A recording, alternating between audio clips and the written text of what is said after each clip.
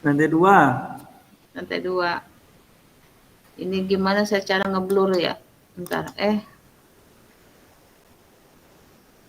Itu saya cara sharing. Apa saya Itu minta kan bantuan ada di sharingin ya? tanda panah. Oh, panah.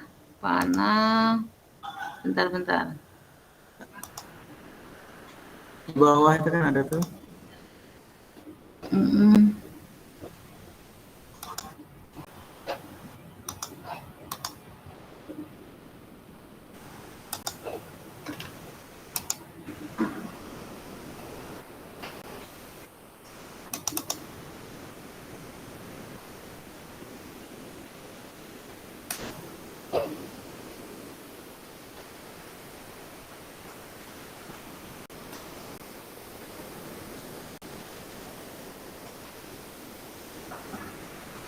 Bisa Bu Loli?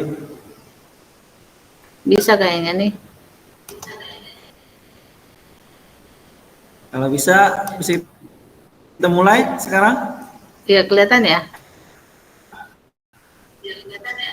Kelihatan. Sip. Tinggi Bu, kelihatan Bu. Suara Ibu mantap kan? Tinggi Bu, mantap Bu. Mantap. Iya. Silakan Nida dimulai.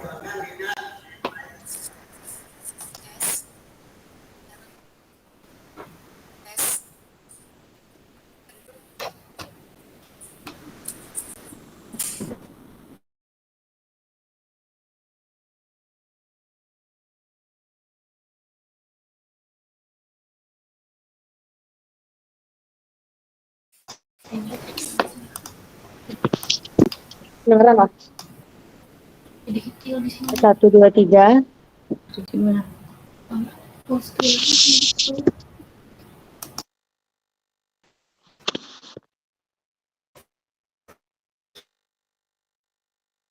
Baik, sebelumnya dimohon kepada teman-teman semuanya yang belum mengaktifkan kameranya, bisa segera mengaktifkan kameranya.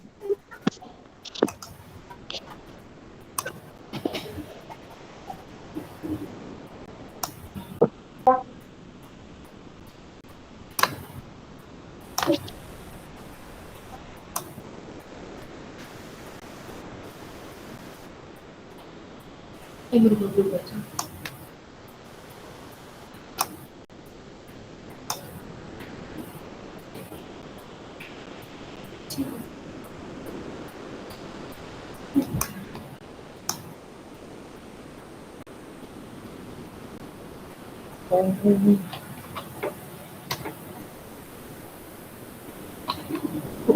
Screen itu FM ya?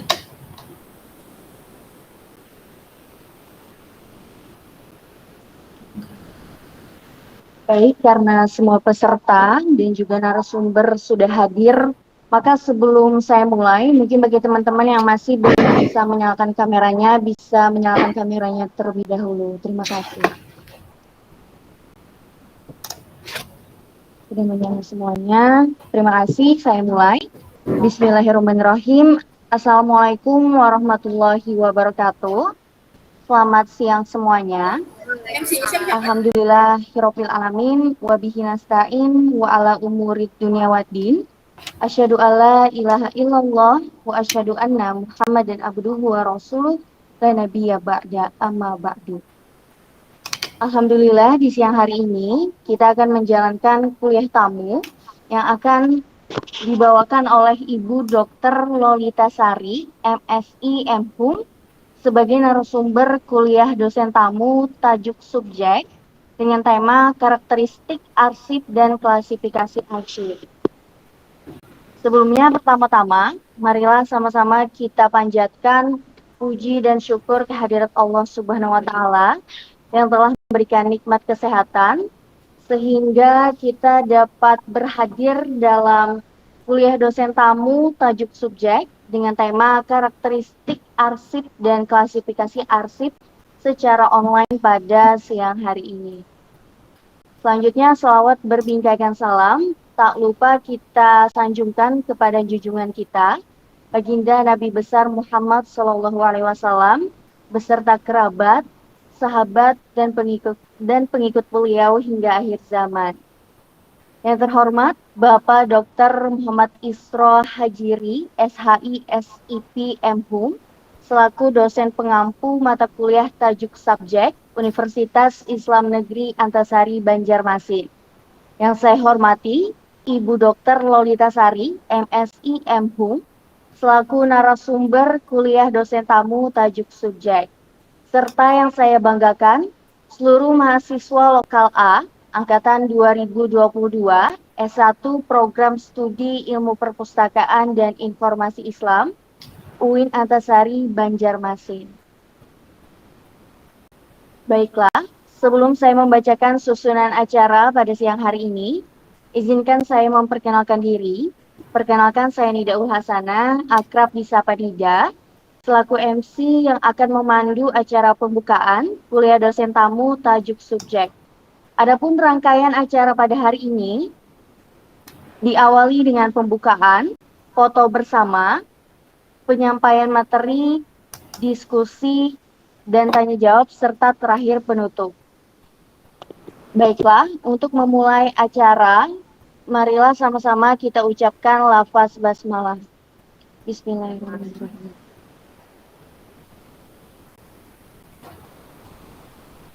Selanjutnya, sesi foto bersama. Dimohon kepada teman-teman yang masih belum mengaktifkan kameranya, bisa mengaktifkan kameranya.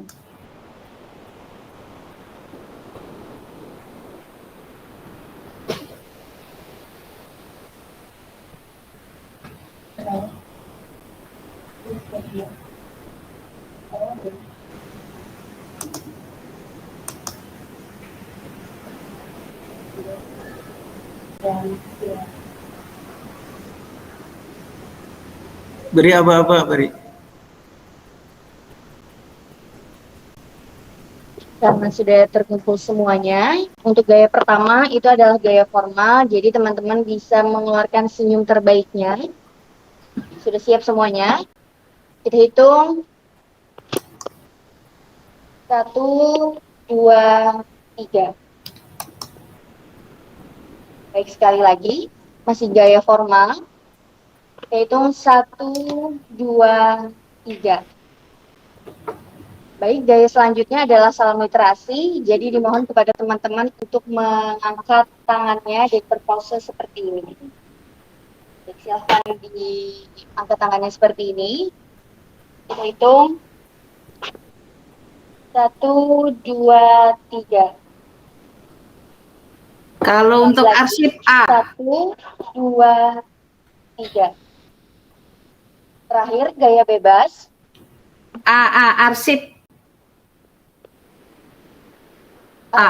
Arsip. Kayak gini ya. Baik, teman-teman semuanya bisa tangannya seperti ini. Kita hitung kembali. 1, 2, 3. Baik, terakhir kita gaya bebas ya. Kita gaya bebas. 1, 2, 3. Baik, terima kasih teman-teman semuanya. Selanjutnya adalah penyampaian materi oleh narasumber yang nanti akan dipandu oleh moderator Miranda Azahra. Kepada Miranda Azahra, dipersilahkan.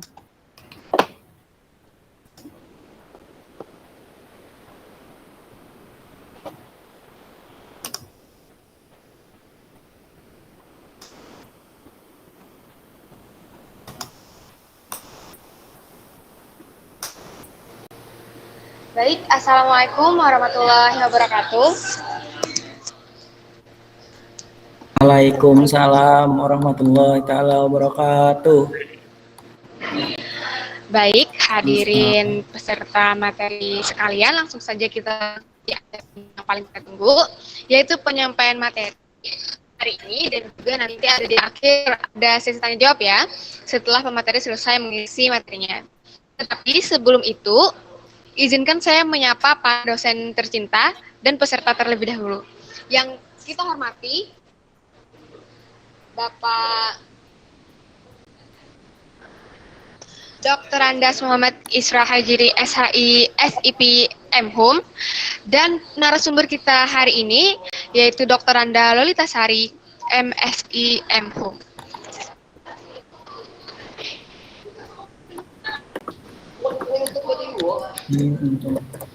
Yang kami hormati juga para hadirin yang datang hari ini ya. Baik, langsung saja saya akan membacakan Ibu narasumber kita hari ini.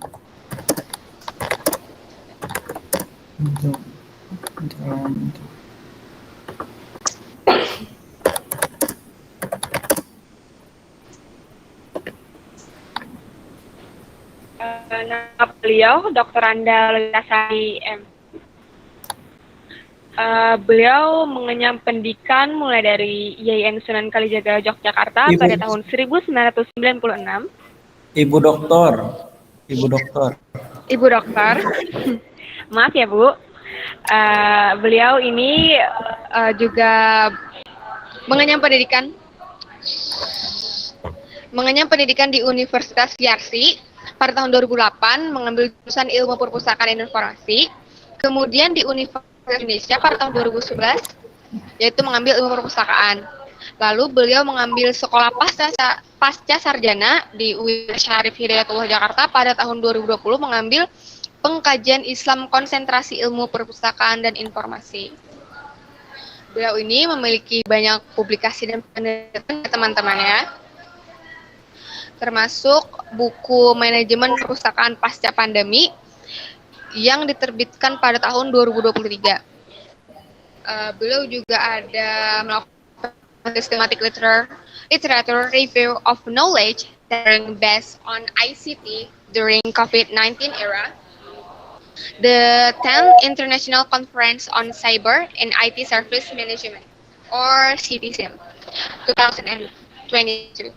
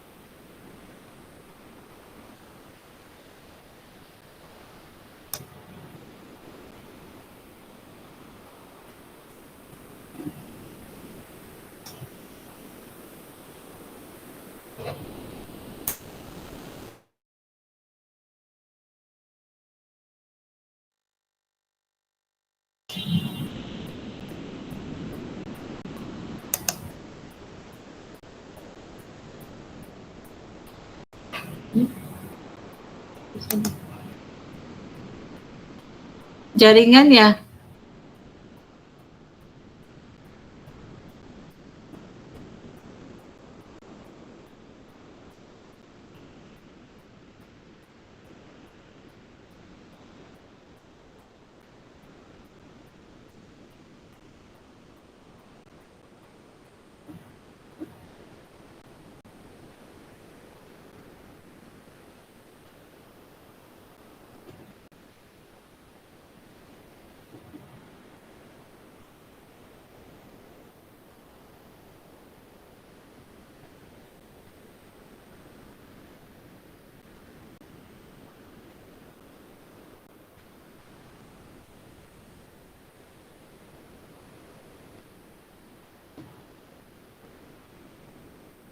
Ini Bu yang apa tuh, error jaringannya apa dari sana ya?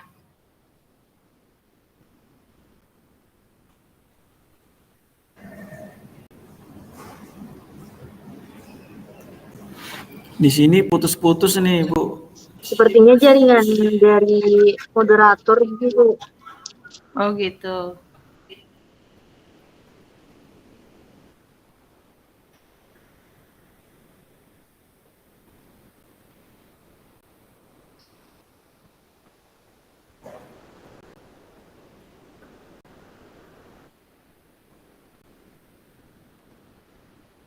kepada Ibu. Bisa disampaikan materinya. Terima kasih.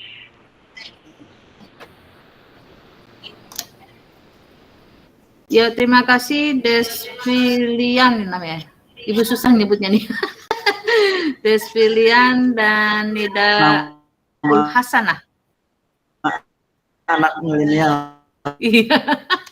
Termasuk Ibu mungkin ya. Ibu bukan anak milenial tapi nama Ibu juga agak kerenan dikit ya. Oke, terima kasih. Assalamualaikum warahmatullahi wabarakatuh. Waalaikumsalam warahmatullahi wabarakatuh. Waalaikumsalam warahmatullahi wabarakatuh. Alhamdulillah wa syukurillah kita bisa bersilaturahmi ini berkat Bapak dosen kita Pak Muhammad Isrol Hajiri ya. Kalau tanpa beliau mungkin Ibu juga tidak kenal sama Anda semua.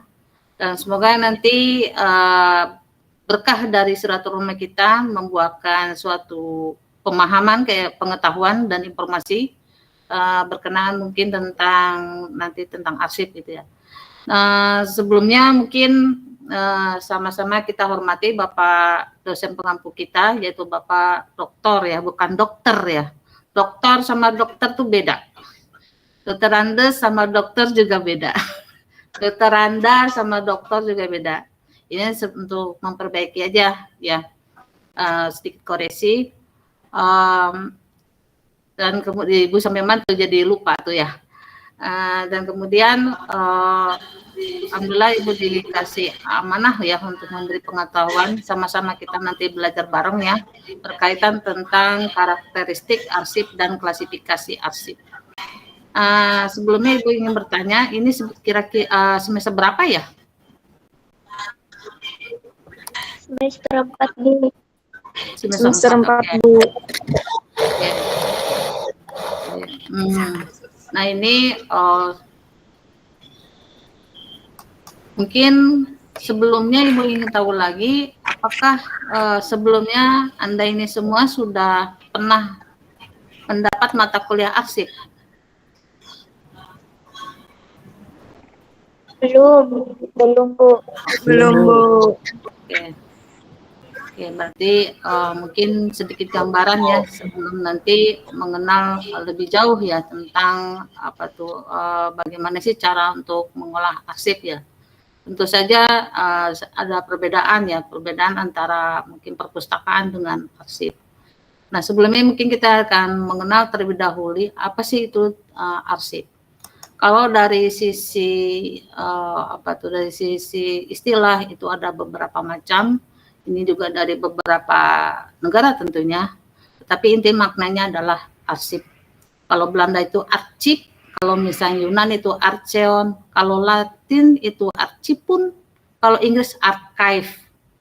Terus kemudian kalau Itali archiviol. Bahasanya mungkin agak beda ya untuk mungkin menuturkannya. Dan kemudian kalau arsip itu Jerman dan arsip itu Indonesia. Cuman kalau di Indonesia ini makna dari arsip itu ada dua ya, ada dua. Itu ada namanya arsip dinamis, arsip dinamis inaktif, arsip. Nah ini beda nggak Bu? Beda ya, beda. Kalau ketika misalnya kita bicara tentang arsip dinamis itu dinamakan rekod. Kalau misalnya kita bicara arsip secara statis itu adalah arsip yang berbentuk sejarah. Nah ini ada keterangannya. Ini. Dan kemudian karena kita fokus kepada nanti bagaimana cara untuk mengklasifikasikan arsip itu, maka terlebih dahulu kita harus mengenal ini dulu ya. Yang tadi Ibu udah katakan bahwa memang di Indonesia itu ada tiga kategori atau jenis arsip. Itu ada arsip dinamis aktif, ada arsip dinamis inaktif, ada arsip statis. Bedanya di mana Bu? Kalau misalnya arsip dinamis aktif itu biasanya itu ada di tata usaha. Nah itu biasanya mereka ada di sana tuh letaknya. Dan kemudian nanti kalau ketika mungkin sudah mengalami retensi, penilaian dan sebagainya, itu mereka menjadi arsip dinamis inaktif. Nah, biasanya arsip dinamis inaktif ini bukan berada lagi di tata usaha, tetapi mungkin kalau misalnya di fakultas itu ada namanya record center. Nah, ini setelah mengalami penilaian dan penilaian dan sebagainya, itu mereka ini yang arsip dinamis aktif itu ada berada di record center. Dan kemudian setelah mengalami masa retensi dan sebagainya juga, nanti arsip dinamis inaktif ini berpindah lagi menjadi arsip statis. Nah, biasanya ini ada di pusat arsip, ya, ada di pusat arsip. Kalau kita kan, kalau mungkin ya, kalau kami di UIN Jakarta itu kan ada beberapa perpustakaan ya. Ini contoh perpustakaan dulu ya, biar memudahkan ya. Kalau di perpustakaan itu, kalau kami di UIN Jakarta itu ada perpustakaan pusat, ada perpustakaan fakultas, ya. Nggak tahu nih kalau di Banjarmasin ada nggak perpustakaan fakultas?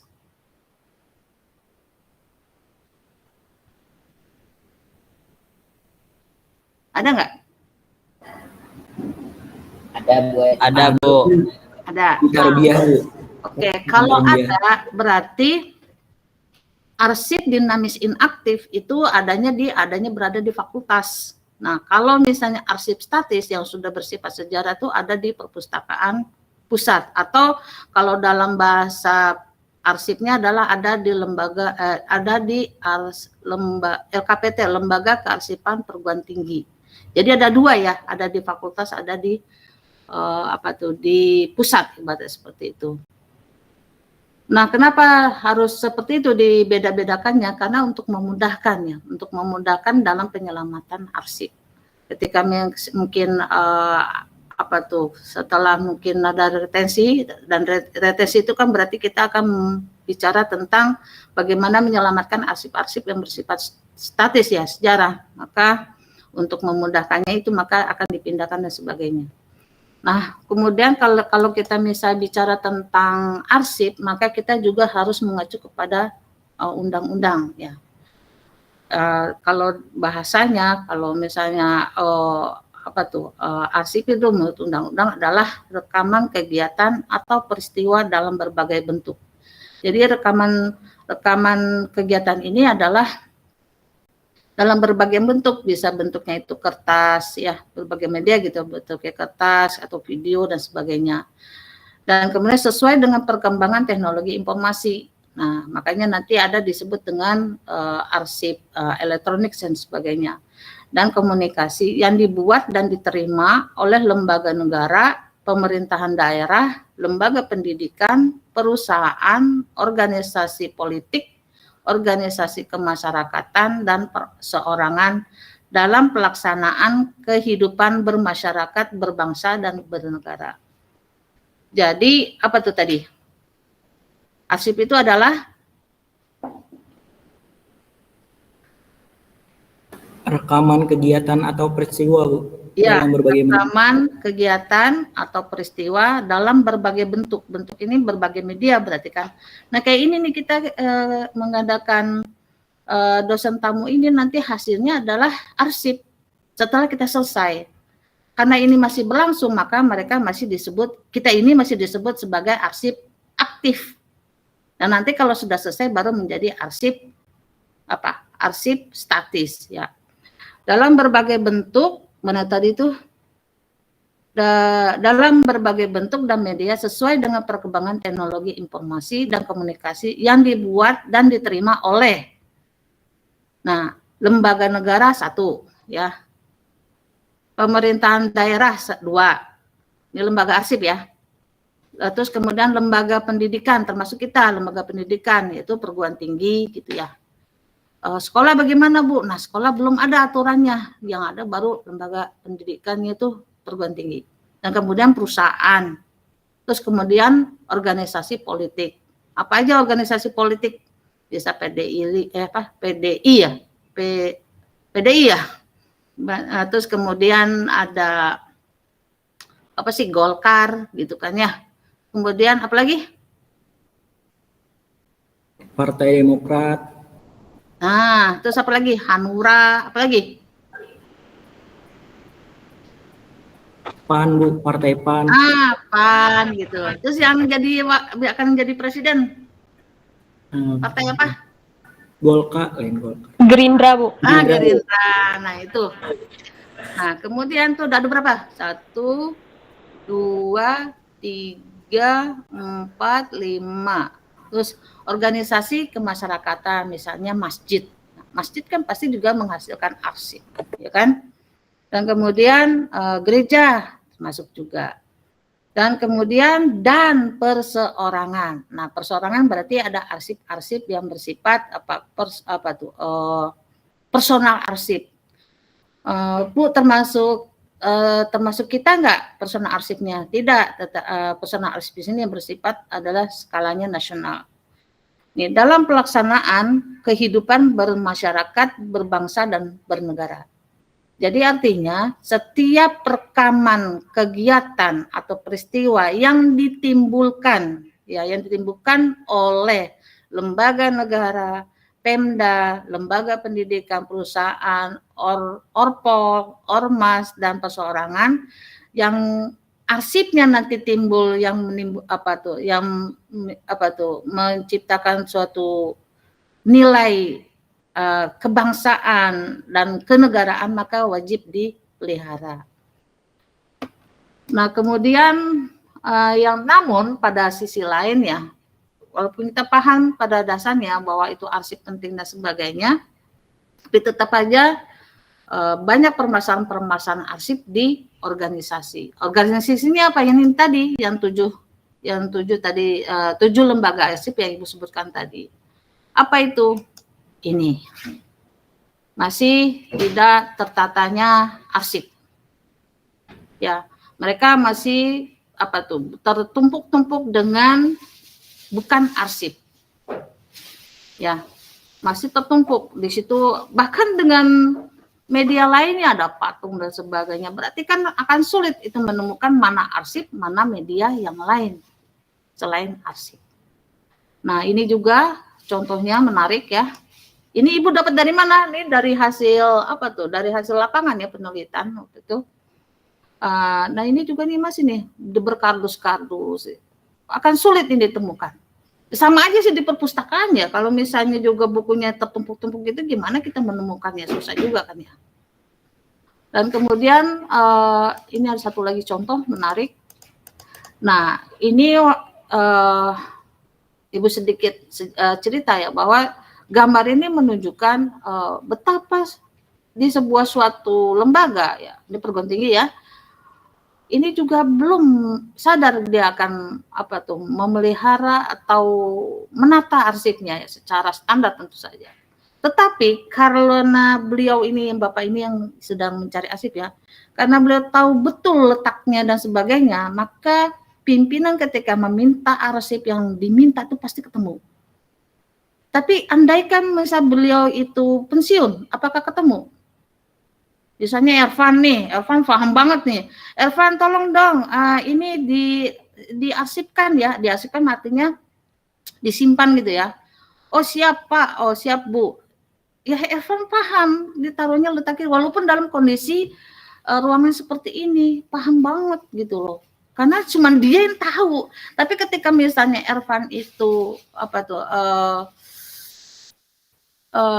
misalnya izin tidak masuk, misalnya ada tugas luar, kan sulit kan ya. Ya kan sulit. Berarti nanti bisa temu baliknya itu yang diinginkan oleh pimpinan itu bisa sehari, 2 hari, bahkan bisa seminggu kalau Ervannya tidak masuk. Ya kan?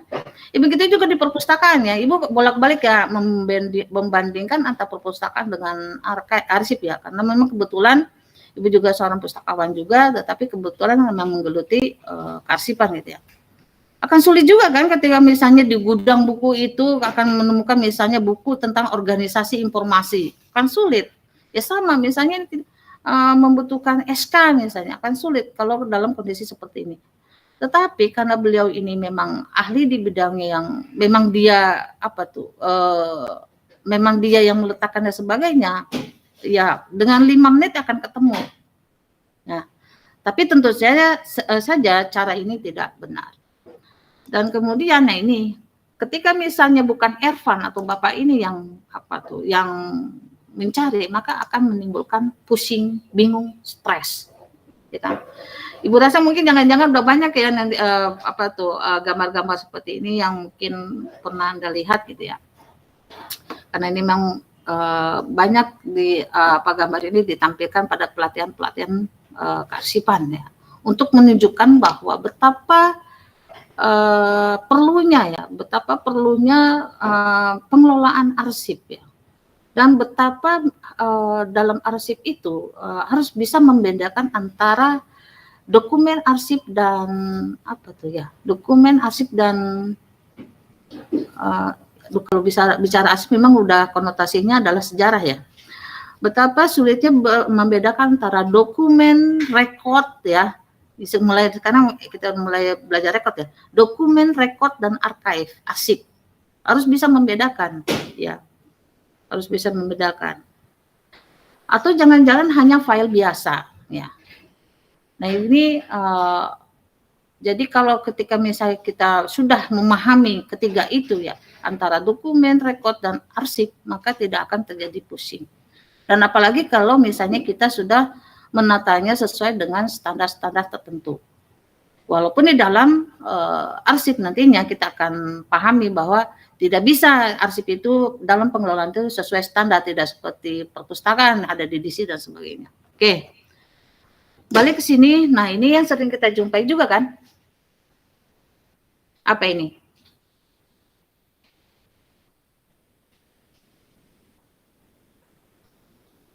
Ini apa?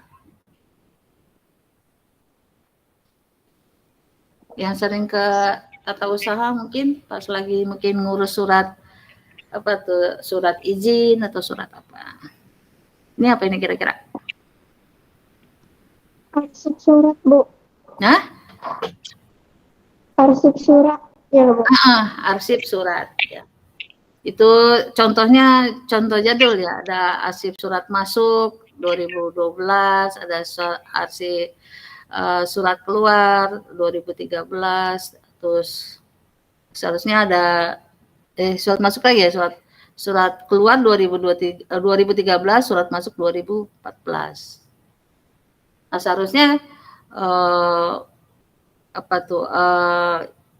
kalau kita sudah memahami secara benar, Ibu tidak bisa menyebut ini arsip, tetapi mungkin entah itu dokumen atau itu rekod ya. Kalau arsip itu konotasinya sudah berbentuk sejarah gitu ya. Oke, nah ini yang sering terjadi terlihat di tata usaha.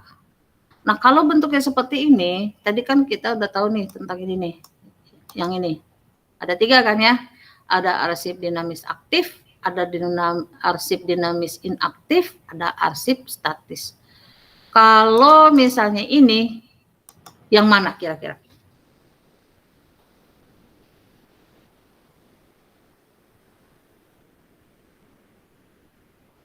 Coba dibaca dulu yang ini. Arsip dinamis aktif apa? Arsip yang masih digunakan secara langsung dalam kegiatan perkantoran sehari-hari. Jadi letaknya masih di tata usaha. Ya. Nah, arsip dinamis inaktif, arsip yang sudah jarang digunakan, namun masih memiliki nilai guna administrasi dan hukum.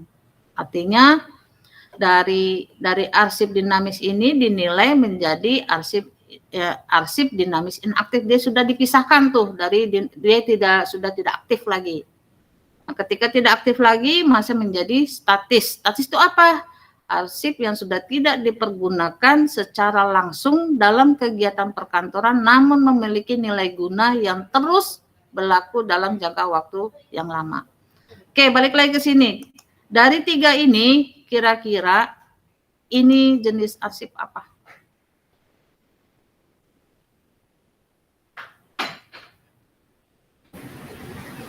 Kalau menurut ulun arsip statis, Bu. Jangan, bukan. Dan tadi ini adanya letaknya di mana? Kalau misalnya bentuknya seperti ini biasanya ada di mana?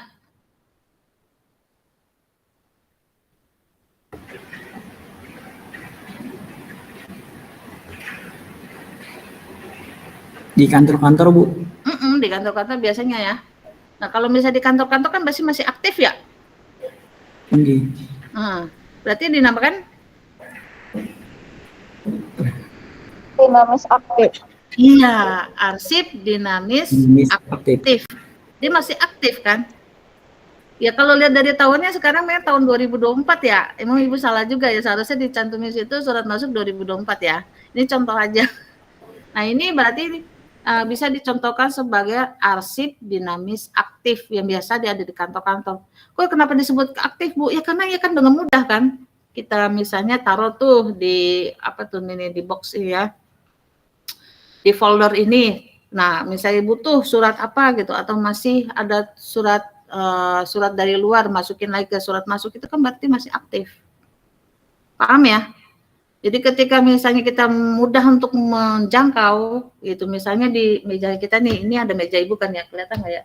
Ini ada meja Ibu, kemudian nanti ada folder, box folder seperti ini, itu kan Ibu dengan mudah mengambil kan, nah itu berarti masih aktif. Makanya dinamakan arsip dinamis aktif. Paham sampai sini ya? Ya, kalau sudah tidak ada di pandangan Ibu atau di meja Ibu atau di meja pegawai TU, nah itu sudah dipindahkan, berarti itu dinamakan arsip dinamis aktif. Ya, sampai situ dulu aja. Oke, sampai sini ada pertanyaan. Ini kita ini aja ya, nggak sampai materi habis baru nanti bertanya ya. Kalau misalnya nggak, Bu, kok saya nggak paham, nah nanti langsung aja bertanya gitu. Oke, nah kemudian setelah kita paham kita sedikit paham ya tentang arsip, apa itu arsip dan sebagainya. Nah, ini kalau dari jabaran ini ternyata memang yang telah Ibu uraikan bahwa arsip aktif dan arsip inaktif itu masih tercampur. Ini kan masih tercampur kan? Masih tercampur. Nah, belum memiliki pedoman klasifikasi. Karena mereka ini belum ditata dan dikelola, maka mereka belum memiliki pedoman klasifikasi. Yang ketiganya adalah masih penumpukan arsip ini seperti ini. Ya. Jadi, kenapa terjadi seperti ini? Karena memang mereka belum menatanya atau belum mengelolanya. Berdasarkan apa? Berdasarkan pedoman-pedoman kearsipan. Pedoman kearsipan itu apa? Pedoman kearsipan itu sebenarnya itu ada empat instrumen yang wajib dimiliki oleh setiap organisasi atau lembaga. Yang pertama adalah tata naskah dinas. Yang kedua adalah klasifikasi. Yang ketiga adalah klasifikasi akses dan keamanan arsip. Yang keempat adalah jadwal retensi arsip. Nah, kita kali ini pertemuannya fokus kepada pedoman klasifikasi dan memahami apa itu yang disebut dengan klasifikasi dalam arsip. Sama dengan perpustakaan, ketika kita untuk temu baliknya informasi maka membutuhkan klasifikasi kan. Nah, begitupun dengan arsip sama. Kita juga membutuhkan klasifikasi untuk menemukan menemukan arsip yang kita butuhkan memudahkan temu baliknya informasi sehingga tidak terjadi seperti penumpukan seperti ini. Ya. Tapi Bu, banyak kok masih banyak terjadi penumpukan seperti ini. Nah, itulah mungkin karena tidak seperti perpustakaan ya, kita misalnya buku datang langsung diolah. Kalau arsip itu memang agak sedikit banyak jenjangnya ya, banyak kegiatan-kegiatan sebelum menuju kepada klasifikasi. Oke, kita lanjut aja. Nah, kemudian, dasar untuk menyelesaikan, nah ini disebut arsip kacau ya yang tadi itu, dasar untuk menyelesaikan arsip yang penumpukan ini, kita ada dasar hukumnya. Yang pertama adalah mengacu kepada Undang-Undang Republik Indonesia Nomor 43 Tahun 2009 tentang kearsipan. Yang kedua, peraturan pemerintah yang berkenaan tentang Peraturan Pemerintah Republik Indonesia Nomor 28 Tahun 2012 tentang pelaksanaan Undang-Undang Kearsipan. Ya, jadi setelah ada undang-undang ada peraturannya juga tentang pelaksanaan undang-undang. Yang ketiga adalah peraturan pemerintah tentang penyusutan arsip. Dan kemudian ada pedoman penilaian. Kemudian ada namanya surat edaran ya, surat edaran tentang nilai guna arsip. Nah, ini sebagai dasar untuk apa tuh? Untuk siklus arsip dinamis. Apa tuh siklus arsip dinamis? Jadi dalam arsip itu ada apa tuh 5 tahapan ya, 5 tahapan bagaimana itu arsip bisa dikelola. Yang pertama adalah, kelihatan nggak? Masa penciptaan arsip. Ibu besarkan lagi ya. Yang pertama adalah masa penciptaan arsip. Yang kedua setelah masa penciptaan itu kemudian didistribusikan. Masa penciptaan arsip itu apa, Bu? Masa penciptaan arsip itu ketika misalnya kita menciptakan arsip, ini tata usaha gitu ya, menulis surat dan sebagainya, setelah menjadi surat dan itu bisa didistribusikan, itu merupakan masa distribusi arsip. Nah, setelah itu, setelah didistribusikan, ada namanya pemanfaatan dari arsip dari arsip tercipta. Nah, setelah itu namanya penyimpanan. Nah, setelah itu baru untuk memutuskan apakah arsip itu dimusnahkan atau tidak. Artinya, dari siklus arsip ini kita memahami bahwa begitu banyaknya penumpukan arsip yang tadi, tidak semua arsip itu diselamatkan. Gitu. Tidak semua arsip itu dipelihara. Pasti ada arsip yang akan dimusnahkan. Dan menurut teori bahwa yang dari misalnya yang tadi tumpukan ini, Ibu kembalikan lagi. Mana nih? Ini dari hasil tumpukan arsip ini hanya 5%. Ya, hanya 5% yang bisa diselamatkan dan itu dinamakan arsip yang bernilai sejarah. Ya, kebayang ya, kerjaannya ini luar biasa nih, nanti ada penilaian dan kemudian ada penyusutan dan sebagainya, ternyata cuma 5% dari ini. Atau mungkin ini, taruhlah ini terlihat semacam gudang ya, taruhlah misalnya ini deh. Dari sekian ini di dalam suatu ruangan ini ternyata hanya 5% ya dari hasil apa tuh penilaian sebagainya itu hanya 5% yang diselamatkan. Dan kemudian selain seorang arsiparis itu harus paham dasar hukumnya, peraturan sebagainya, terus siklus daur arsip. Nah, kemudian juga harus memahami nilai guna arsip. Nah, nilai guna arsipnya ada 2, nilai guna primer dan nilai guna sekunder. Nah, dari nilai primer ini nanti ada 5 aspek, ada misalnya nilai guna administrasi, hukum, keuangan, atau iman dan teknologi. Nah, dari sekunder itu kebuktian dan informasional. Ini harus dipahami. Memang bicara seperti ini memang tidak cukup 1 jam atau 2 jam ya. Tapi minimal Anda harus paham bahwa dalam menilai arsip itu harus tidak hanya berdasarkan peraturan-peraturan undang-undang saja, tetapi harus memahami konsep-konsep untuk tata kelola arsip. Dan kemudian harus memahami teknik penyusutan. Ya, yang tadi masa yang kelima itu harus dipahami. Nah, itu punya mata kuliah tersendiri ya kalau dalam manajemen kearsipan tuh. Jadi bagaimana sih cara untuk menyusutkan arsip? Ini juga memiliki diskusi yang sangat panjang. Tidak bisa juga misalnya 1 tahun, 2 tahun untuk memutuskan arsip, tidak bisa. Karena memang harus membuat suatu program ya, programnya sangat besar karena menyangkut dengan unit-unit pencipta arsip. Nah, hasilnya akan timbul namanya jadwal retensi arsip. Nah, ini yang Ibu sebut tadi, dari jadwal retensi arsip ini hanya 5% yang diselamatkan. Dan kemudian harus memahami konsep-konsep dari karakteristik arsip. Ya, apa itu konsep-konsepnya? Yaitu dari karakteristik arsip itu kan ada yang disebut dengan dipahami hanya 3 aja ya.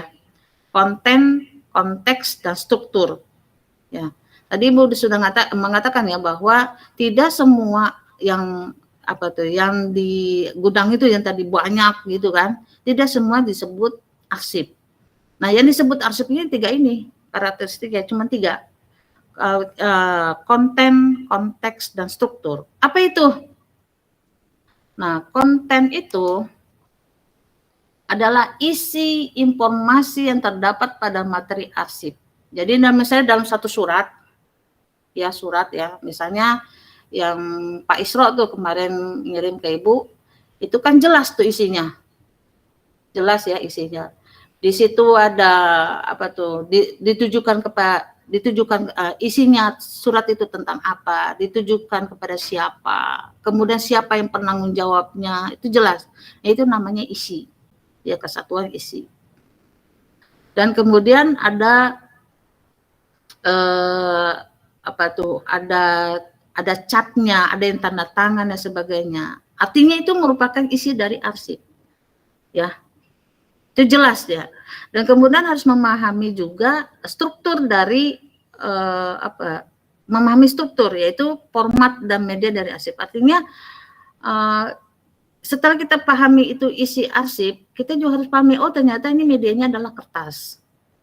Oh ternyata ini medianya adalah non kertas, elektronik. Ya, jadi harus paham itu. Dan kemudian yang ketiga adalah konteksnya, yaitu berkaitan dengan seluruh bagian proses pembuatan arsip dan memastikan jaminan terhadap lingkungan di mana arsip itu dibuat dan digunakan.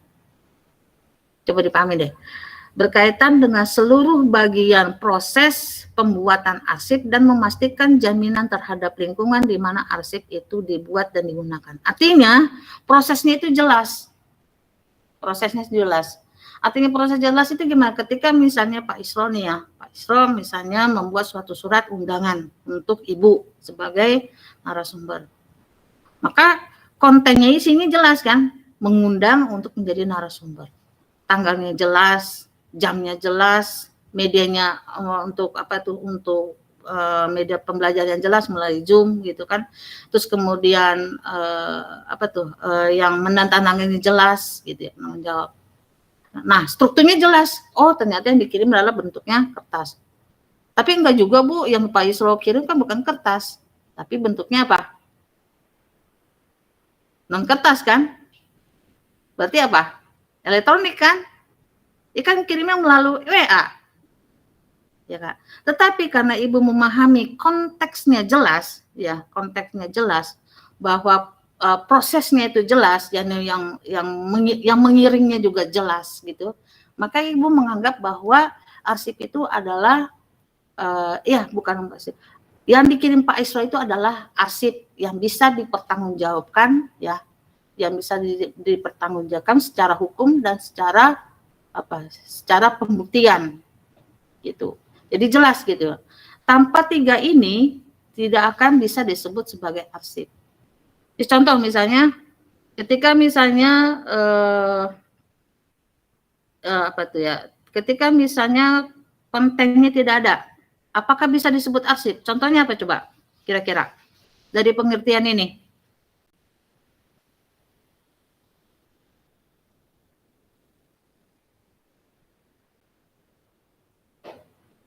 Safawi. Bisa ulangi tadi Bu, kurang jelas tempat ulun. Gimana? Bisa diulangi tadi lah Bu. Oh, ada yang bisa mengulangi? Ervan? Dari sini Ervan.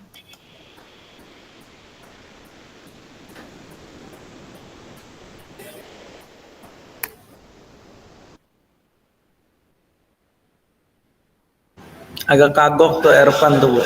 Agak kagok ya. Oke, Muhammad Ilham.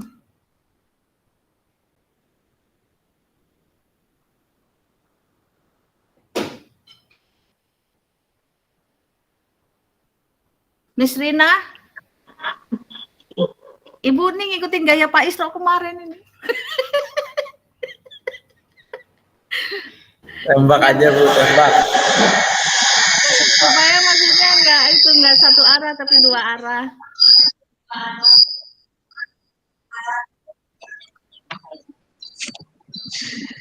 Yang dipahami aja deh. Kalau menurut ulun tadi Bu, ada pembahasan biar tentang masalah surat menyurat tadi Bu. Masalah surat elektronik gitu yang tadi lo. Nah, jadi misalnya lewat WA itu termasuk dari surat ke arsip secara elektronik itu Bu, bukan secara langsung itu Bu, kertas. Ya, makasih ya Irfan. Gini, Bu. Untuk memahami apakah itu arsip atau tidak, harus ada tiga karakteristik, yaitu harus ada kontennya, harus ada konteksnya, harus ada strukturnya. Kalau ketiga konten ini ada, karakteristik ini ada, maka bisa disebut sebagai arsip. Walaupun arsip itu dikirim oleh Pak Isro misalnya melalui WA, ya kan? Karena disebut di sini. Kalau dari struktur tadi apa tuh? Format dan media arsip. Nah, Pak Isro itu membuatnya kan awal mulanya kan kertas kan? Ya kan? Kertas. Tapi dikirim ibu bukan melalui kertas.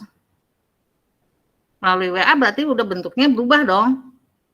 Lalu jadi menjadi elektronik. Nah, itu diakui. Karena ada di sini. Ada strukturnya, diakui. Jadi tidak hanya bentuknya kertas saja, tetapi dalam bentuk juga elektronik. Bagaimana cara ibu mengakuinya? Karena ada kontennya, ada isinya jelas. Dan kemudian ada konteksnya. Konteksnya jelas.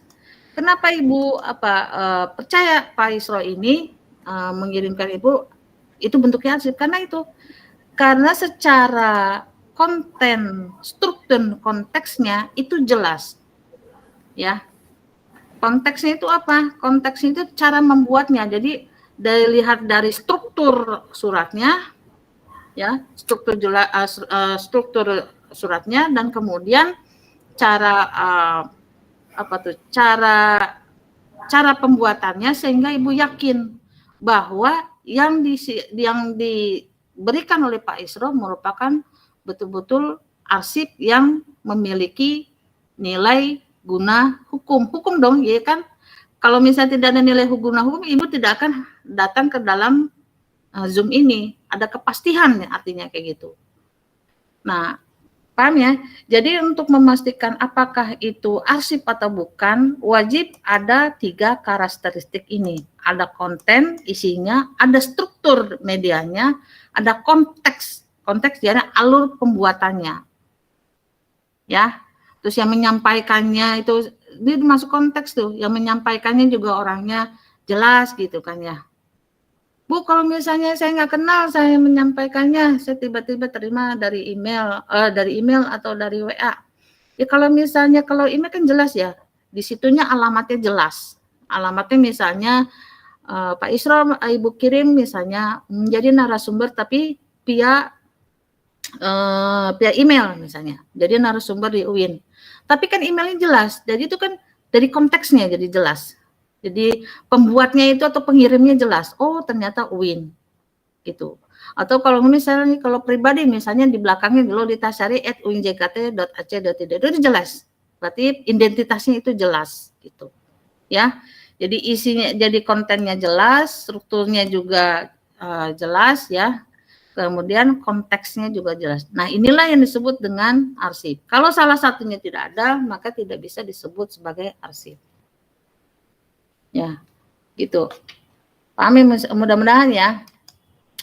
Dan ini yang tadi Ibu sudah sebutkan bahwa dalam dalam mengelola arsip yang kacau ini, Ibu sebut kacau ya. Arsip yang kacau ini selain tadi itu Ibu ulangi terus-terusan ya, ada dasar hukumnya, undang-undang peraturan, dan kemudian harus memahami siklus daur arsip, kemudian harus memahami nilai guna arsip, kemudian harus memahami penyusutan arsip, kemudian harus memahami karakteristik arsip, juga harus memahami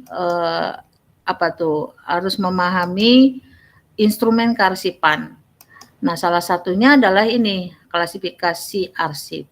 Jadi, Bu bisa nggak sih Bu, dalam mengelola arsip kacau tadi hanya klasifikasi arsip aja? Tidak bisa sebenarnya. Harus memahami sebetulnya harus keempat ini, ya. Tapi karena kuliah kita ini fokus kepada klasifikasi, ya sudah kita hanya fokus kepada klasifikasi arsip saja. Tapi dalam instrumen kearsipan itu sebetulnya klasifikasi itu ada dua, ya, ada dua. Ada klasifikasi arsip dan juga ada klasifikasi dan keamanan arsip. Bedanya apa, Bu? Kalau klasifikasi arsip itu nanti kita jabarin ya, itu bagaimana sih mengklasifikasikannya atau menatanya ya. Kalau misalnya klasifikasi dan keamanan arsip itu dia lebih kepada sifatnya. Artinya sifatnya itu jelas gitu loh. Apakah ini arsip ini bersifat biasa? Apakah arsip ini bersifat rahasia? Ataukah arsip ini bersifat sangat rahasia? Nah, itu makanya di dalam kearsipan itu ada instrumen kearsipan berkenan klasifikasi dan keamanan arsip. Contohnya apa, Bu? Coba deh kalau misalnya Anda menerima surat ya, atau membuat surat atau mengajukan surat, itu kan ada B ya. Ada B misalnya nomor sekian. Nah, itu klasifikasi arsip itu. Nah, itu menandakan bahwa surat itu tergolong surat biasa. Oke, lanjut ya. Dan kemudian dan seterusnya, dan ini siapa yang memenahi arsip organisasi? Yang jelas adalah arsiparis ya, arsiparis. Kalau perpustakaan kan berarti pustakawan. Kalau misalnya arsip berarti arsiparis. Nah, kalau menurut undang-undang, arsiparis adalah seseorang yang memiliki kompetensi di bidang kearsipan yang diperoleh melalui pendidikan formal dan atau pendidikan dan pelatihan kearsipan serta mempunyai fungsi, tugas, dan tanggung jawab melaksanakan kegiatan kearsipan. Ini undang-undang berkata ya. Dan kemudian pakar pun menyatakan, salah satunya adalah Kennedy dan Soder, menyatakan bahwa arsiparis adalah tenaga profesional atau tenaga para profesional dan tenaga klerikal. Ya, jadi dia memiliki 3 jenis. Kalau undang-undang kan fokus dia kepada yang memiliki kompetensi dan sebagainya. Biasanya ini yang berlabelkan pemerintahan ya berarti arsiparis fungsional arsiparis. Sementara kalau misalnya para pakar menyatakan bisa aja orang-orang yang bekerja di bidang kearsipan itu disebut dengan arsiparis.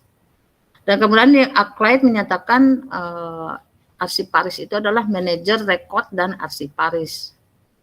Nah, bedanya apa, Bu? Ya tadi itu, kalau misalnya rekod ya, manajer rekod berarti kan dia hanya mengelola arsip dinamis dan arsip dinamis inaktif. Kalau sudah berkata arsiparis berarti dia fokus kepada mengelola arsiparis yang bersifat statis.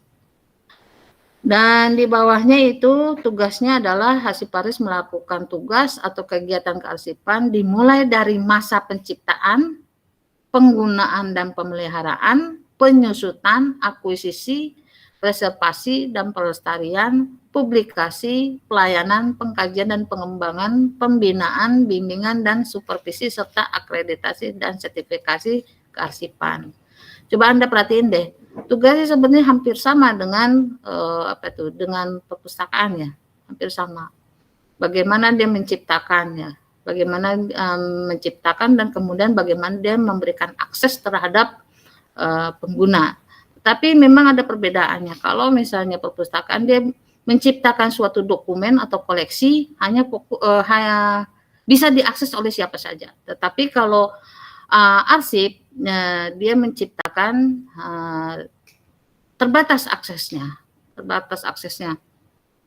karena itu tadi kita balik lagi karena di dalam arsip itu tidak semua juga bisa dibuka, ya tidak semua. Itu bedanya antara perpustakaan dengan kearsipan, walaupun sama-sama kita mengelola informasi. Dan kemudian kita sekarang fokus kepada bagaimana sih yang disebut dengan klasifikasi arsip. Nah, Ibu pengen tanya lagi sebelum menuju ke sini, coba instrumen dalam pengelolaan arsip itu ada 4 instrumen apa aja?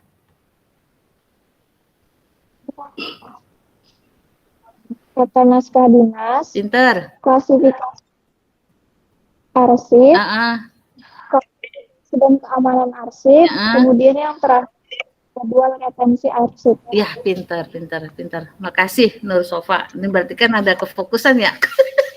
Karena ini memang jam-jamnya apa ini? Jam-jamnya ngantuk gitu ya. Tinggi Bu. Gitu. Beda di Jakarta sama Banjarmasin kan 1 jam ya. Berarti di sana udah sore kan ya. Oke. Tinggi Bu, kisaran jam 2:30-an. Oh, 1:30 di sini 1:30. 1:30. Oke. Karena berarti kan kalau yang klasifikasi arsip ini berarti instrumen keberapa? Instrumen yang kedua. Ya, pintar. Instrumen yang kedua. Oke, pertanyaan Ibu lagi. Ketika mengelola arsip, arsip kan ada 2 tuh, 2 klasifikasi. Tadi udah disebutin. Apa bedanya?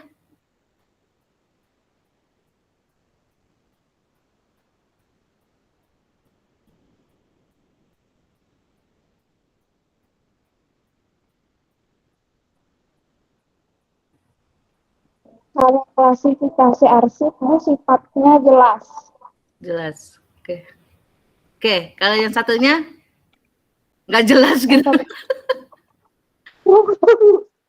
Kalau yang satunya sudah bisa membedakan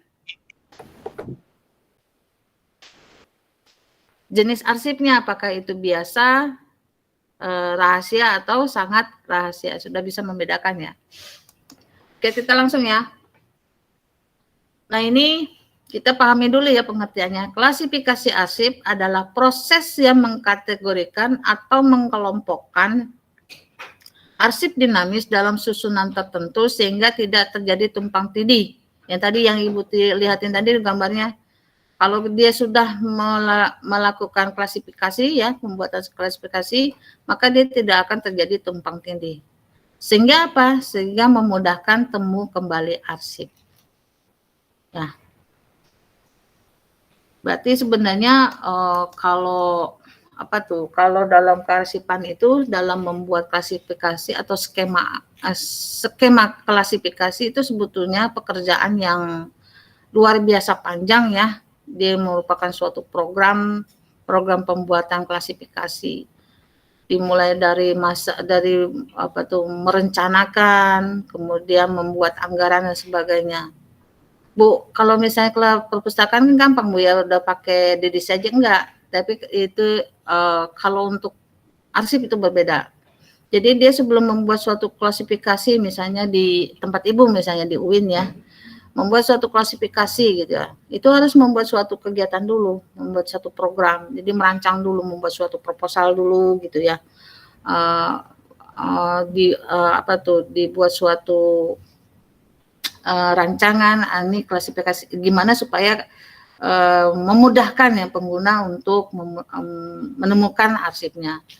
Nah, nanti sebab sama-sama perguruan tinggi pun itu pasti tidak sama, tidak standar.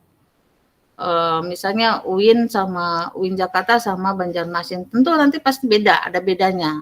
Nah, bedanya di mana nanti kita akan lihat. Karena memang dalam suatu lembaga itu pasti ada dua fungsi ya. Ada fungsi fasilitatif dan fungsi substantif. Nah, yang membedakan itu nanti di fungsi substantifnya. Ya. Oke, ini kita lanjut dulu. Nah, klasifikasi arsip tidak hanya digunakan untuk mengelola arsip kertas, namun arsip berbasis teknologi informasi dan komunikasi. Jadi klasifikasi arsip itu tidak hanya dia mengelola arsip kertas, tetapi juga elektronik dan sebagainya. Dan kemudian berdasarkan ISO itu International Standard Organization 15489 Part 1, ini ISO-nya untuk record manajemen ya, menyatakan bahwa pentingnya klasifikasi arsip dalam menghubungkan arsip dengan konteks bisnisnya. Nah, konteksnya, ingat lagi ya, konteks bisnisnya. Kemudian menghubungkan keduanya dengan kategori klasifikasi bisnis. Jadi, artinya bahwa dengan klasifikasi ini kita akan memahami apa-apa aja sih kegiatan dari organisasi kita sendiri. Jangan lupa bahwa pengertian arsip itu adalah rekaman dan hasil kegiatan toh. Nah, dari hasil rekaman dan kegiatan ini dan kemudian kita membuat suatu klasifikasinya, kita langsung paham tuh, oh ternyata organisasi kita itu kerjanya adalah A, B, C, D, bisa seperti itu. Contoh misalnya perguruan tinggi kita misalnya. Oh ternyata nih dengan membuat klasifikasi ya. Oh ternyata perguruan tinggi kita itu tugasnya adalah tridharma perguruan tinggi, yaitu apa? Pendidikan dan pengajaran, pengabdian masyarakat, dan penelitian. Kebalik nggak ya? Pendidikan dan pengajaran, penelitian dulu ya, penelitian dan pengabdian masyarakat. Nah, seperti itu. Setelah diklasifikasikan. Nah itu gunanya klasifikasi. Dan kemudian dalam undang-undang maupun peraturan pemerintah terkait kearsipan, klasifikasi arsip dijadikan dasar, ya, dasar pemberkasan, nih Ibu tanda kuningin ya, dasar pemberkasan dan penataan arsip untuk mendukung akses pemanfaatan serta penyusutan arsip, ya. Kemudian oleh karena itu penerapan klasifikasi arsip menjadi sangat penting untuk memastikan efektivitas dan efisiensi dalam pengelolaan arsip suatu organisasi. Mudah-mudahan dipahami ini ya. Ya artinya kalau menurut ISO, dengan membuat klasifikasi arsip kita akan memahami fungsi dan tujuan dari lembaga kita. Misalnya Anda nanti bekerja di perusahaan misalnya, kan siapa tahu ya di perusahaan misalnya gitu ya.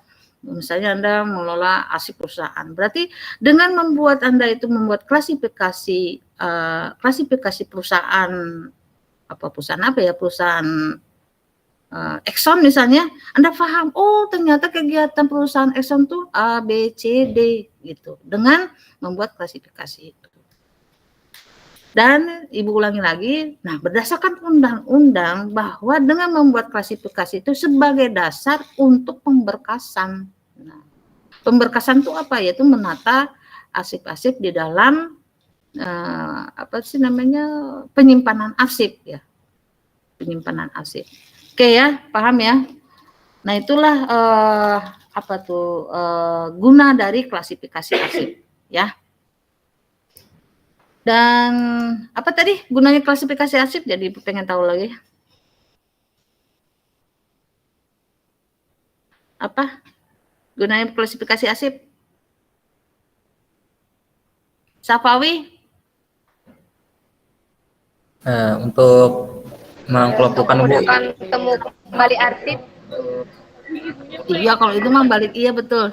Selain itu 1, 2. Sarana memudahkan temu kembali arsip. Terus selain itu Untuk mengetahui tujuan dan fungsi. ya organisasi. Oke, satu lagi. sebagai dasar untuk pemberkasan dan penetapan, Bu. Ya, pintar. Tenang Ibu. Oke, lanjut ya. Udah paham ya itu tujuannya. Nah, kita langsung kepada pemberkasan ya. Langsung kepada pemberkasan. Pemberkasan itu apa sih gitu kan ya. Nah, pemberkasan itu kalau bahasa keren ya, bahasa Inggrisnya ada filing system. Kalau dalam pengertiannya, pemberkasan atau filing system adalah penempatan naskah ke dalam suatu himpunan yang tersusun secara sistematis dan logis sesuai dengan konteks kegiatannya, sehingga menjadi satu berkas. Karena memiliki hubungan informasi, kesamaan jenis, atau kesamaan masalah dari suatu unit kerja. Ya, jadi satu berkas itu, ini kan namanya satu berkas, bacanya dari mana?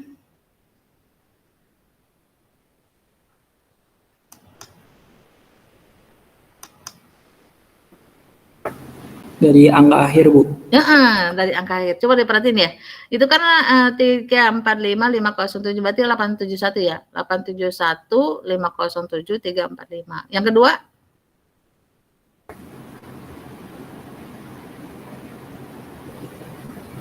83 Mm-mm. 638 Mm-mm. 754. Ya, pintar.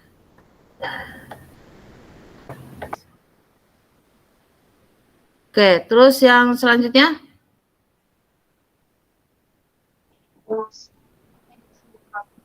98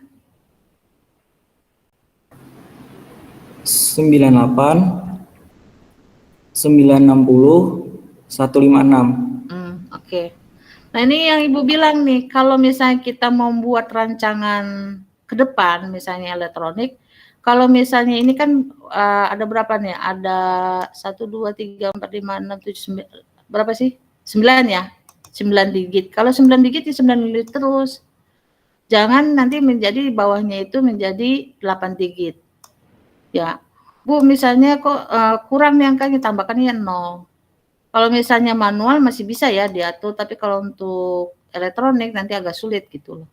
Untuk membangun desain itunya, membangun desain angka-angka dan seterusnya. Jadi untuk memudahkan lebih baik sama ya, kalau misalnya dimulai dari angka 9 digit ya 9 digit atau 8 digit sekalian. Oke, kemudian ini masih banyak ya. Kemudian ini mana sih? Ini kalau yang middle berarti bacanya dari tengah ya. Bacanya dari tengah.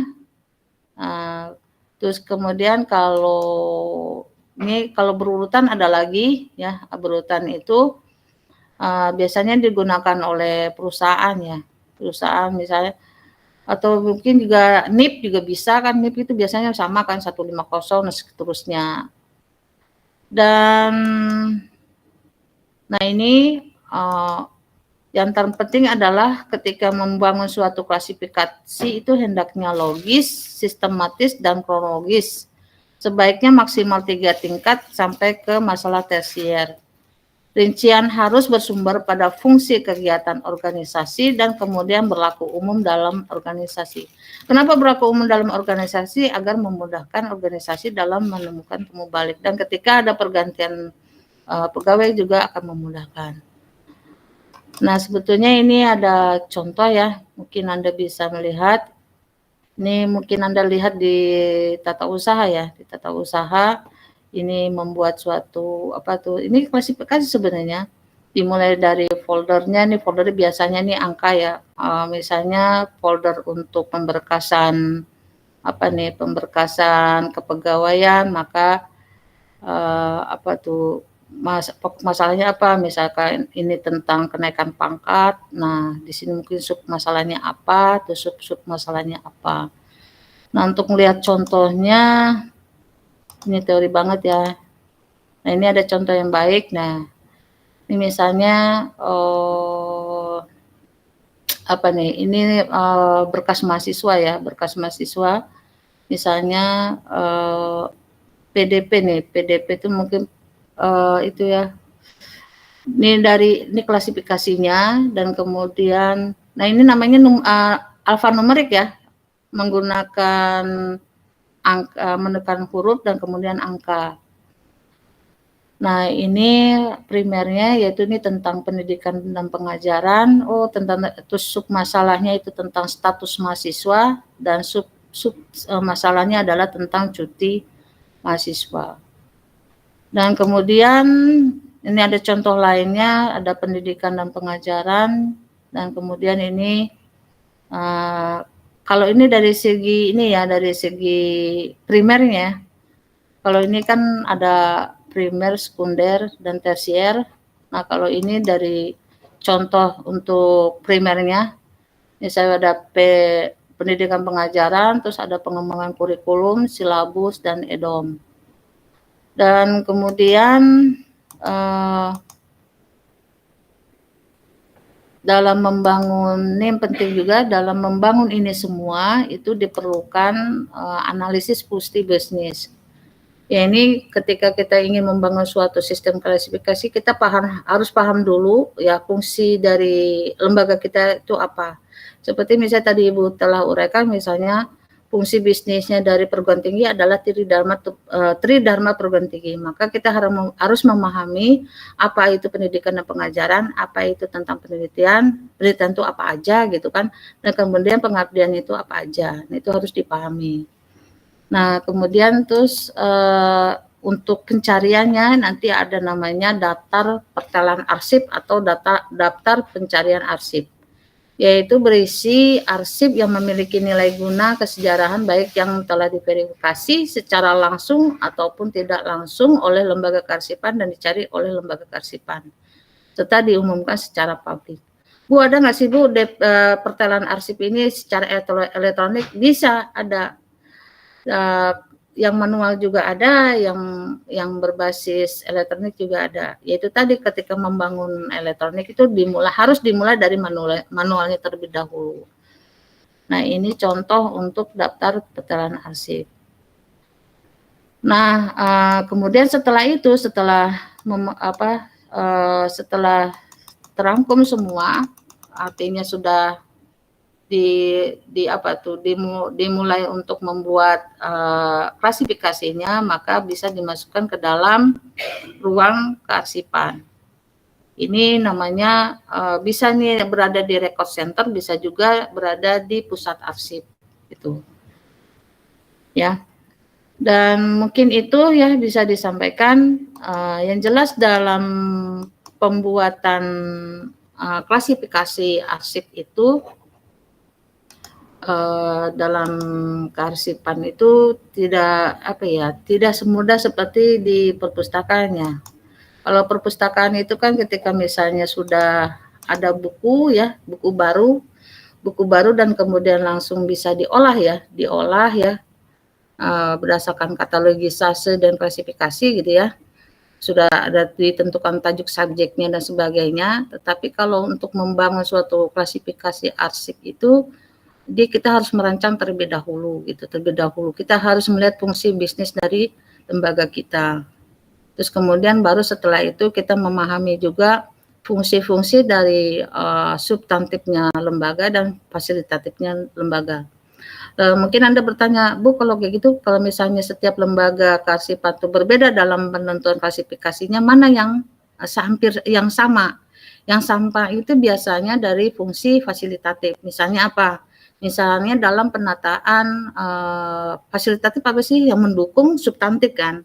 Nah, fasilitatif berarti misalnya contoh kepegawaian, keuangan, perlengkapan, humas, itu rata-rata klasifikasinya sama. Misalnya kalau kepegawaian itu PP ya. Kepegawaian itu KP, kepegawaian. Kalau misalnya keuangan itu KU, itu klasifikasi tuh, KU. Dan kemudian kalau humas HM. Nah, termasuk perpustakaan ada di HM. Kemudian perlengkapan PL. Itu rata-rata dari semua organisasi ya, baik itu organisasi Orpol, Ormas, pendidikan, lembaga pemerintahan, terus lembaga daerah dan seterusnya. Kalau dari klasifikasi fungsi fasilitatif itu sama. Kita bisa mencontoh ibaratnya seperti itu. Tetapi kalau dari sisi fungsi substantifnya tidak sama, berbeda. Ya. Ya mungkin itu mungkin kita bisa diskusi, mungkin waktunya juga ya sudah mepet. Terima kasih. Sebelumnya mungkin Ibu kembalikan kepada moderator. Mungkin kita bisa diskusi. Baik, terima kasih Ibu.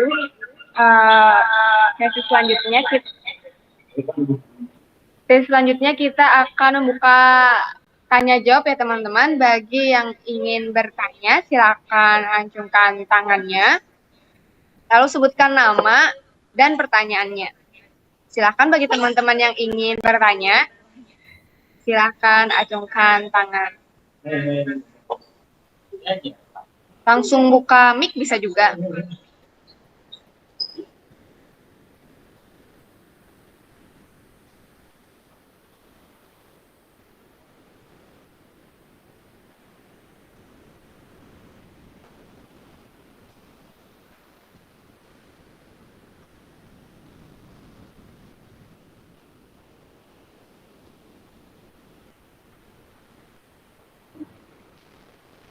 Yang bertanya nanti dapat nilai plus dari Pak Isra.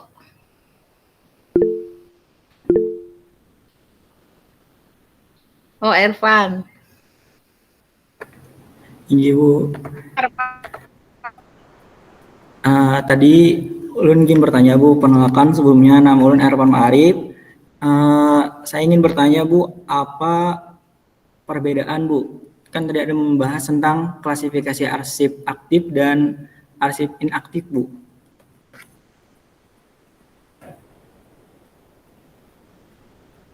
Nah baik, itu saja Bu. Gimana pertanyaannya?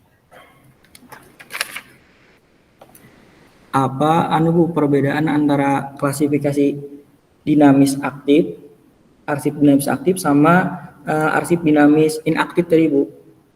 Oh, oke. Kalau itu kan perbedaan penggunaan dari arsipnya, tapi kalau bicara tentang klasifikasinya itu sama aja. Justru membangun klasifikasi itu dimulai dari masa penciptaan, artinya dari arsip dinamis aktif. Ya, dimulai dari tatap suratan itu loh. Dimulai dari masa penciptaan itu sudah dibangun itu klasifikasinya. Kalau misalnya dimulai dari dari aktifnya itu tadi dibangun, maka nanti akan terjadi yang tadi Bu lihat, yang perlihatan tadi, gambar tadi, penumpukan dan penumpukan, gitu ya. Jadi kalau misalnya ada nih surat mahasiswa, ya pengajuan misalnya minta surat undangan narasumber misalnya, berarti kan nanti tata usaha atau ya tata usaha ya, nah, petugas arsip lah ya, itu sudah membuat suatu klasifikasinya itu apa, PP biasanya, kan mahasiswa itu masuk ke ranahnya pendidikan dan pengajaran misalnya seperti itu ya. Nah itu dimulai dari awal, jadi ketika nanti masa inaktifnya ya tetap PP, ya tetap PP, tidak ada perubahan. Yang berubah adalah pemindahan arsipnya. Tapi dari sisi klasifikasinya tetap. Bahkan sampai nanti masa statis, dia tetap PP. Tapi yang jadi permasalahan, apakah surat undangan mengundang seseorang itu sampai kepada masa statis? Belum tentu. Ya. Tapi artinya kalau dari pertanyaan Ervan itu tidak ada perubahan klasifikasi ya. Mulai dari masa dinamis aktif sampai dinamis inaktif dan bahkan sampai statis, tidak ada perubahan. Ya, yang berubah adalah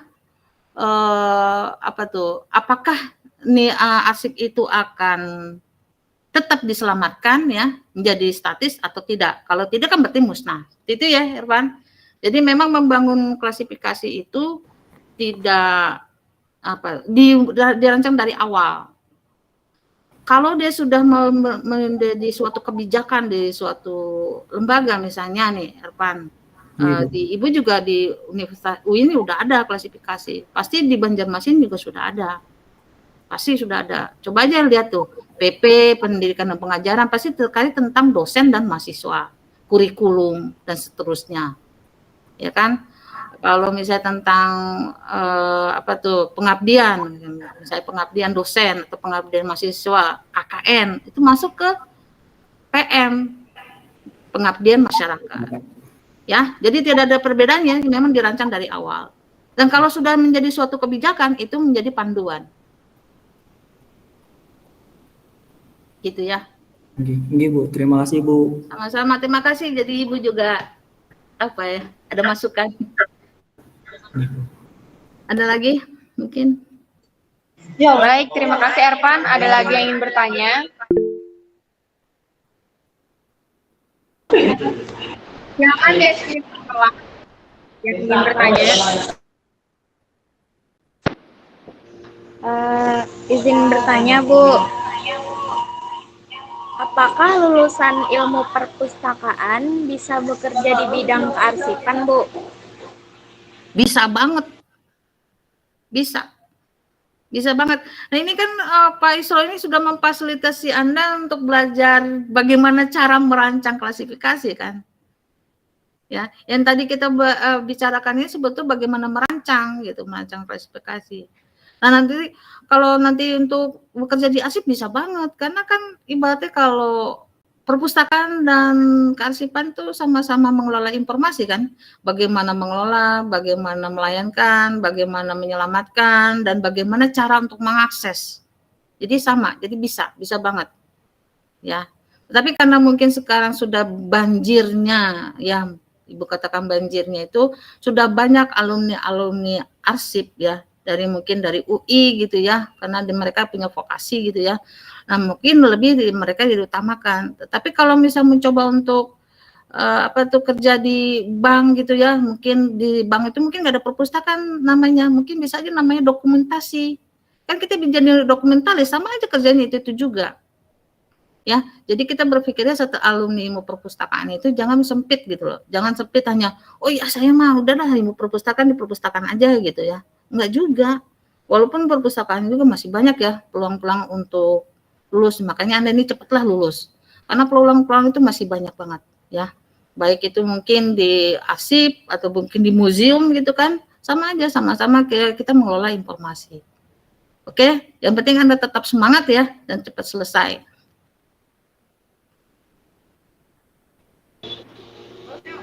Oke Bu, terima kasih Bu.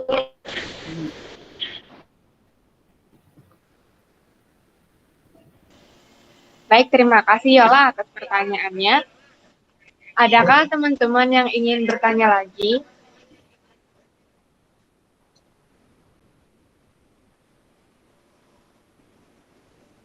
Silakan acungkan tangannya jika ingin bertanya.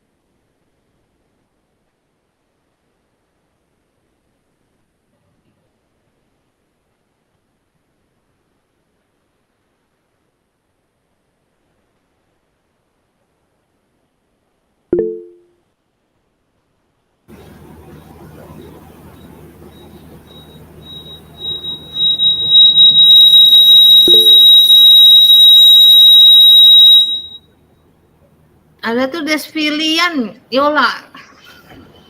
Fitria Nugrah Ibu. Oh ya.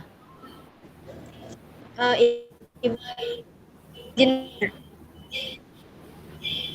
Misalkan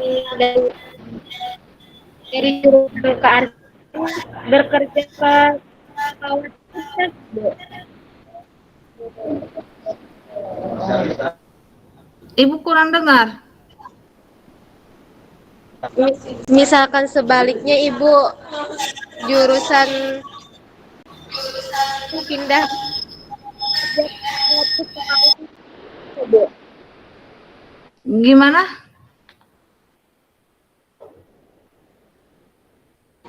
Misalkan sebaliknya Ibu kayak jurusan kearsipan bekerja ke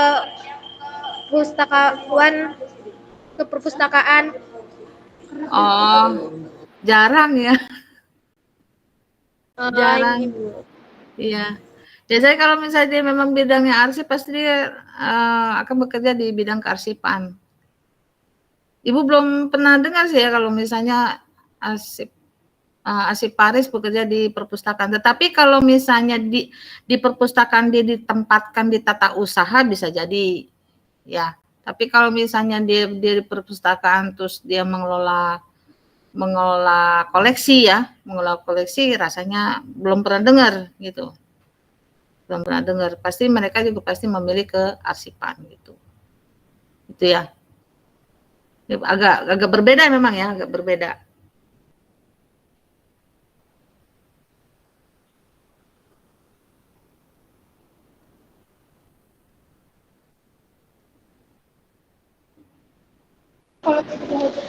Baik, itulah sesi pertanyaan kita pada materi hari ini. Izinkan saya memberi kesimpulan pada materi hari ini. Arsip memiliki banyak istilah dari berbagai arsip memiliki berbagai jenis berdasarkan nilai guna. Arsip dinamis, aktif, dan arsip dinamis inaktif yang berada di record center. Arsip statis adalah arsip yang sudah dipergunakan, yang sudah tidak digunakan lagi, namun masih memiliki nilai guna. Nah, arsip berdasarkan Undang-Undang Nomor 43 Tahun 2009 ini adalah rekaman kegiatan atau peristiwa dalam berbagai bentuk dan sesuai dengan perkembangan teknologi informasi. Permasalahan arsip di organisasi yaitu arsip yang tertumpuk. Arsip yang tertumpuk menyulitkan menemukan arsip yang kita perlukan. Oleh hal itu, perlunya pengelolaan arsip agar memudahkan, membedakan, dan mengelola arsip dokumen dan rekod tersebut. Nah, pedoman kearsipan ini ada 4. Yang pertama, tata naskah dinas. Yang kedua ini klasifikasi. Yang ketiga, klasifikasi keamanan dan akses. Dan yang keempat ini jadwal retensi arsip. Kita membahas tentang klasifikasi ya. Nah, di sistem klasifikasi arsip adalah proses yang mengkategorikan atau mengelompokkan arsip dinamis dalam susunan tertentu sehingga tidak tumpah tindih. Ini klasifikasi arsip ini memudahkan kita untuk temu kembali arsip. Segitu saja kesimpulan kita hari ini. Terima kasih kepada pemateri kita hari ini. Maaf jika ada salah kata. Wassalamualaikum warahmatullahi wabarakatuh. Waalaikumsalam warahmatullahi wabarakatuh.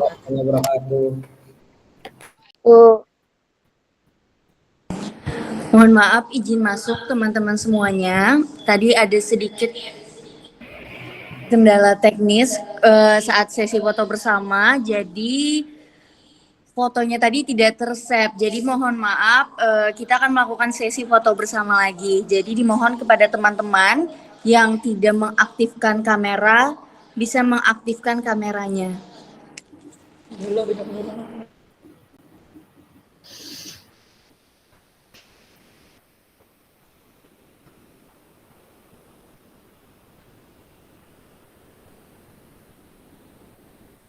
Baik, sama seperti tadi, gaya pertama gaya formal. Jadi kita hitung. 1, 2, 3. Baik, lanjut ke gaya kedua, salam literasi. 1, 2, 3. Oke, selanjutnya gaya seperti ini, huruf A. Arsip. Arsip. Ya, 1, 2, 3. Terakhir gaya bebas. 1, 2, 3. Baik, terima kasih semuanya. Terima kasih Bu Loli. Terima kasih Pak Isro. Dan Nanti sertifikatnya dikirim ya. ya, makasih. Ya semangat ya para mahasiswa ya. Thank you, Bu. Cepat dulu. Terima kasih Ibu. Semangat baca. Semangat belajar. Mohon diri. Mohon maaf lahir batin. Assalamualaikum warahmatullahi wabarakatuh. Waalaikumsalam warahmatullahi wabarakatuh. Terima kasih Ibu. Izin